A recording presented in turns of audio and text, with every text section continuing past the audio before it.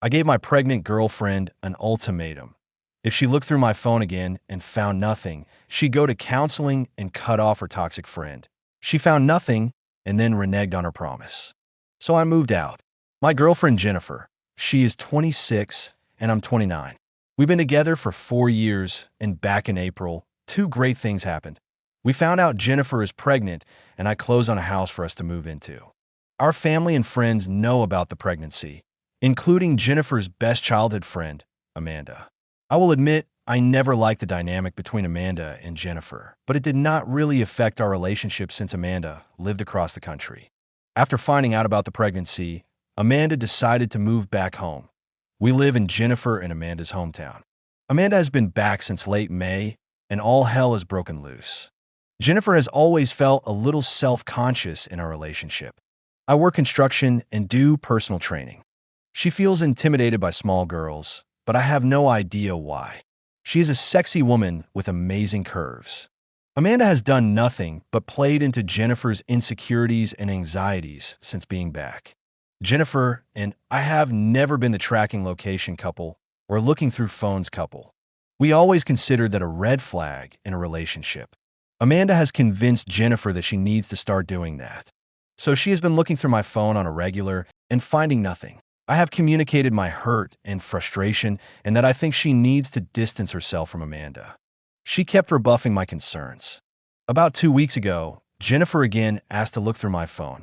I told her in no uncertain terms that this will be the last time she looks through my phone. If she again sees nothing suspicious, then she needs to agree to go to counseling and distance herself from Amanda. She agreed, looked through my phone, and found nothing suspicious. But she soon reneged on her promise to do counseling and distancing herself from Amanda. I decided to move out. We are currently on a month-to-month lease in an apartment until renovations get done on the house I bought. I'm staying with a friend until the house is ready, and then I will move in alone. Jennifer has asked me to reconsider. I refuse. She will likely need to move in with her mother, which is not ideal given the limited space, which I feel terrible about for my child. Am I the asshole? Best comments. Would also not hurt to have a mature supportive partner, instead of a tantrum throwing, moves out the house, abandoning jerk. Have no idea where you got that I threw a tantrum. I told her I was moving out and calmly moved out. She followed me crying, at one point grabbed my arm and yelling in my ear that I'm not moving, and ended the night by trying to block the doorway to the apartment to prevent me from driving off.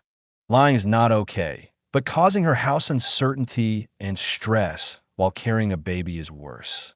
She wants reassurance that you aren't cheating, and she wants to know she can still have sex with you safely and not risk her child getting STIs. And I don't understand why looking through a phone is a big problem unless you're hiding something. She's carrying a baby. This is major. If you're planning a future for her and your child, she should be listed as the owner as well. In a marriage, you share everything. Here she's carrying a baby and risking her health, but you don't do anything to protect them and make their welfare worse. Jennifer has straight up told me if I ever search through her phone on the third time, she would likely leave me. It may not be a big deal to you, but it is in our relationship. And to even think I would risk harming her or our kid is truly insane.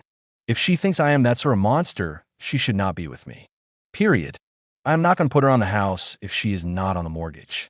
That makes no sense to me.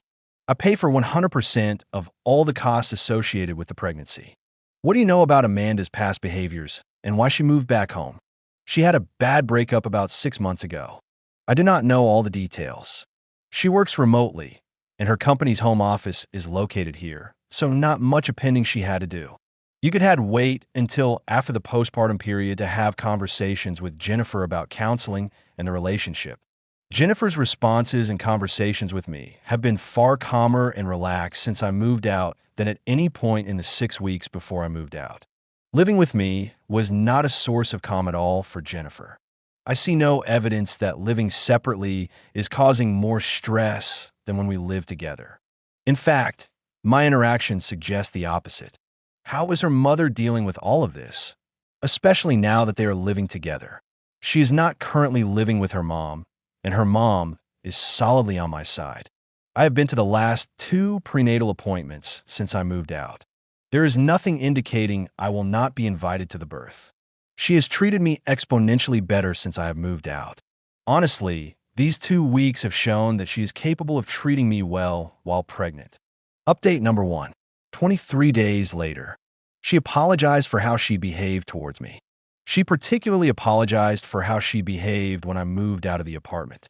When I told her I was moving out and calmly moved out, she followed me crying, at one point grabbed my arm and yelling in my ear that I'm not moving, and ended the night by trying to block the doorway to the apartment to prevent me from driving off.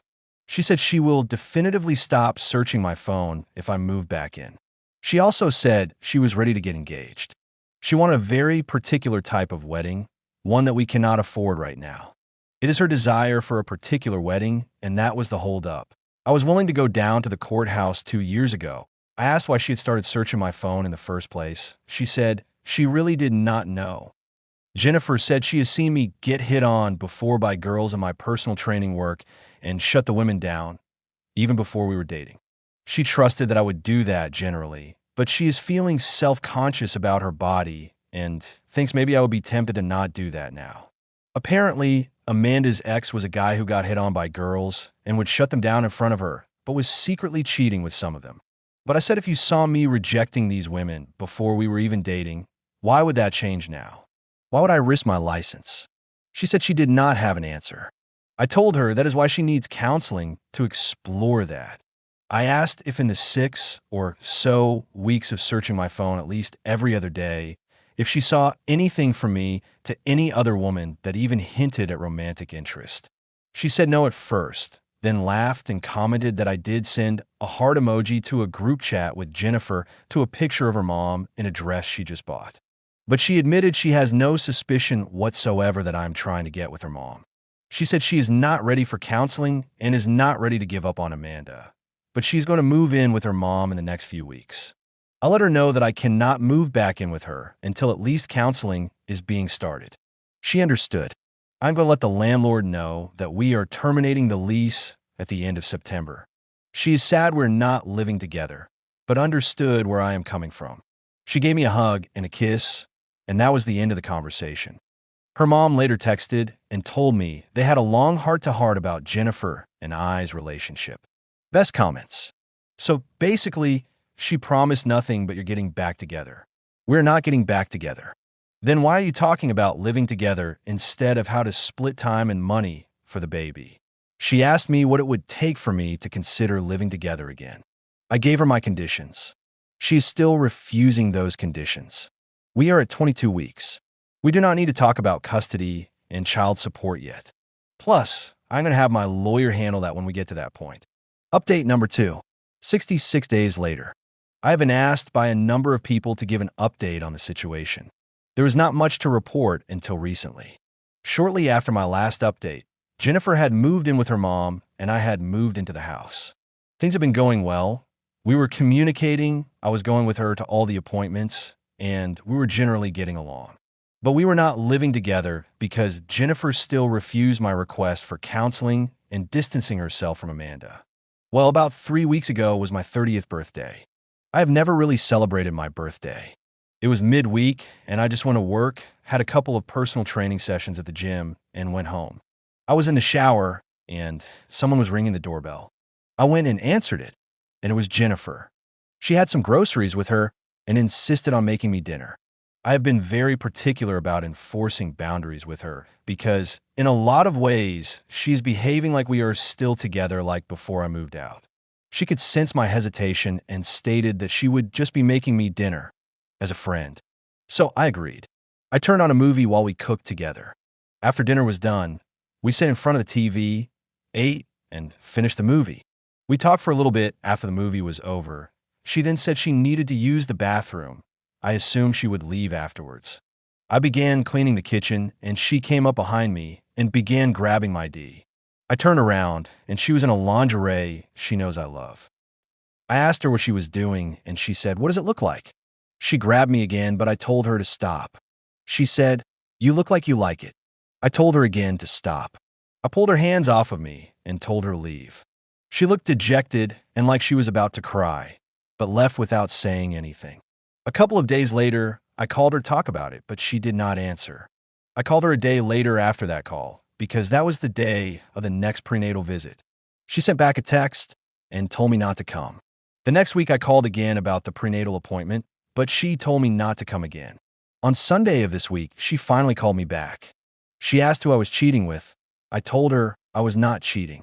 She asked who I was sleeping with, and I told her no one. She demanded to see my phone again, and I told her I would not let her see it. She yelled that I was obviously sleeping with someone and lying to her. I told her I was not, and if you do not trust me, we probably just need to learn how to co-parent from here on out. She agreed. So, we are officially done. Best comments. Opie has the patience of a saint, not only in how he managed the situation with the mother of his child, but also the way he dealt with the commenters. They were bound and determined to blame him for anything and everything, in an attempt to lay this whole conundrum upon the OP's head. The comments in the first post were crazy. Pregnancy isn't a get-out-of-jail-free card. She refused therapy and any suggestion on how to make the relationship survive. I do believe that pregnant women deserve some leeway and patience because pregnancy isn't easy and it does have wide-ranging effects. But her behavior was well past that, and the commenters acted like Opie just decided to leave over a small hormonal change. She thoroughly self-sabotaged the whole relationship. Sad, but her insecurities are out of control. I would reach out to her family and express your concerns for her mental health, just so someone around her can be aware of your concerns, especially after the baby is born. PPD can be intense. Her mom is fully aware of everything, and she is living with her mom now. Just keep your boundaries in place. You get your DNA test, then co-parent with her.